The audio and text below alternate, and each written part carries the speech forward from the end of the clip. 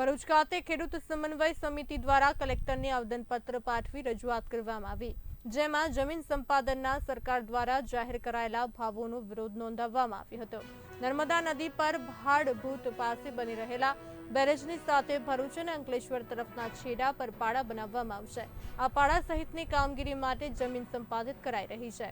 જમીનના બદલામાં યોગ્ય વળતર મળતું ન હોવાના આક્ષેપ સાથે ખેડૂતો દ્વારા ભરૂચ કલેક્ટરને આવેદનપત્ર પાઠવાયું હતું, જેમાં જણાવ્યા અનુસાર જમીન સંપાદન અધિકારીએ ધંતુરિયા અને તરિયા ગામના જમીનના ભાવ એવોર્ડ મની જાહેર કરતા ખેડૂતોમાં રોષ ફેલાયો છે।